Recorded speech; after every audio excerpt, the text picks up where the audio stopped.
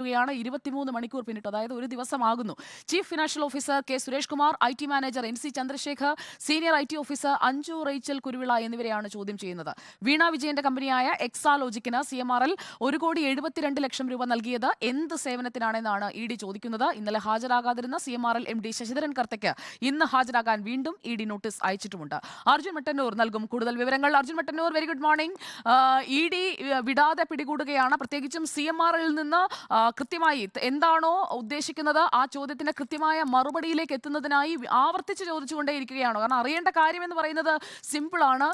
ഏത് സേവനത്തിനാണ് കൊടുത്തത്? അപ്പോൾ അതിന് കൃത്യമായ ഒരു മറുപടി CMRLന്റെ ഉദ്യോഗസ്ഥർ ഇതുവരെയും നൽകാത്തത് കൊണ്ടാണോ ഇങ്ങനെ നീണ്ടുപോകുന്നത്?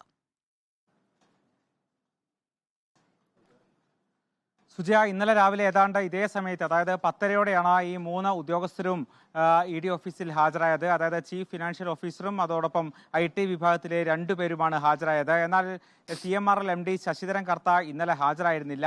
ഈ ജീവനക്കാരെ ഇന്നലെ രാവിലെ മുതൽ ചോദ്യം ചെയ്യുകയാണ്. അതായത് പ്രത്യേകമായി തന്നെ ഇവരെ ചോദ്യം ചെയ്യുകയാണ്. പ്രധാനമായും എക്സാലോജിക്കും CMRലും തമ്മിലുണ്ടാക്കിയ സാമ്പത്തിക ഇടപാടുകളുമായി ബന്ധപ്പെട്ട കാര്യങ്ങളാണ് അന്വേഷിക്കുന്നത്. ഇതുമായി ബന്ധപ്പെട്ട ചില രേഖകൾ ഹാജരാക്കാനും ഇവർക്ക് നിർദ്ദേശം നൽകിയിരുന്നു. ഈ രേഖകളുടെ കൂടി അടിസ്ഥാനത്തിലാണ് വിശദമായ ചോദ്യം ചെയ്യൽ പുരോഗമിച്ചുകൊണ്ടിരിക്കുന്നത്. ഇന്നലെ രാത്രിയും ചോദ്യം ചെയ്യൽ പുരോഗമിച്ചു. ഇപ്പോഴും ഈ ജീവനക്കാർ ED ഓഫീസിൽ തന്നെ തുടരുകയാണ്.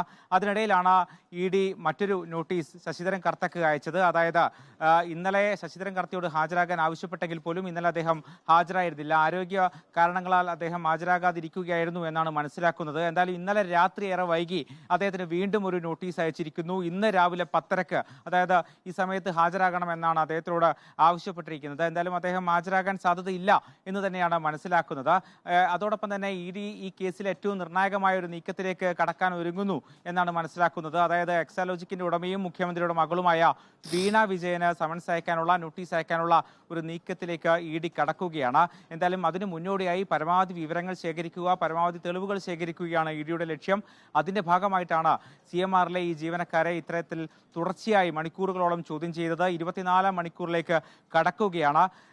CMRലും എക്സാലോജിക്കും തമ്മിൽ സാമ്പത്തിക ഇടപാടുകൾ ഉണ്ടായിട്ടുണ്ട് എന്ന് നേരത്തെ തന്നെ കണ്ടെത്തിയിരുന്നു. ഇതിൽ ആദായനികുതി വകുപ്പ് ആദ്യഘട്ടത്തിൽ അന്വേഷണം നടത്തി. പിന്നീട് SFIU അന്വേഷണം നടത്തി. അതിനുശേഷമാണ് എൻഫോഴ്സ്മെന്റ് ഡയറക്ടറേറ്റ് അന്വേഷണം ആരംഭിച്ചത്. ഒരു സേവനവും നൽകാതെ CMRൽ നിന്ന് എക്സാലോജിക്ക് 1,72,00,000 രൂപ കൈപ്പറ്റി എന്നായിരുന്നു കണ്ടെത്തൽ. ഇതിൽ ഒരു സേവനവും വാങ്ങിയിട്ടില്ല എന്ന് CMRൽ ജീവനക്കാർ തന്നെ നേരത്തെ ആദായനികുതി വകുപ്പിന്റെ ഇന്ററിം സെറ്റിൽമെന്റ് ബോർഡിനടക്കം മൊഴി നൽകിയിരുന്നു. ഈ മൊഴിയുടെ കൂടി അടിസ്ഥാനത്തിലാണ് ഇത്തരത്തിൽ വിശദമായി തന്നെ ചോദ്യം ചെയ്തുകൊണ്ടിരിക്കുന്നത്. എന്തായാലും ഈ കേസുമായി ബന്ധപ്പെട്ട നടപടികൾ ED വേഗത്തിലാക്കുന്നു എന്ന് വേണം മനസ്സിലാക്കാൻ. അതിന്റെ ഭാഗമായിട്ടായിരിക്കാം ഒരുപക്ഷെ ഇന്നലെ ഇത്തരത്തിൽ ചോദ്യം ചെയ്യാൻ വിളിപ്പിച്ച ഇവരെ ഒരു ദിവസം പിന്നിട്ടിട്ടും 24 മണിക്കൂറായിട്ടും ഈ ചോദ്യം ചെയ്യൽ തുടരുന്നത്. എന്തായാലും അടുത്ത നടപടിയിലേക്ക് കൂടുതൽ വിവരങ്ങൾ ശേഖരിക്കുക. ശശിധരൻ കർത്ത ഹാജരാകുമോ? അതാണ് ഏറ്റവും പ്രധാനപ്പെട്ട ചോദ്യം. ഏത് സേവനത്തിനാണ് 1,72,00,000 രൂപ വീണ വിജയന്റെ കമ്പനിയായ എക്സാലോജിക്കിന് കൈമാറിയത്? അതിനുള്ള ഉത്തരം തേടുകയാണ് ED.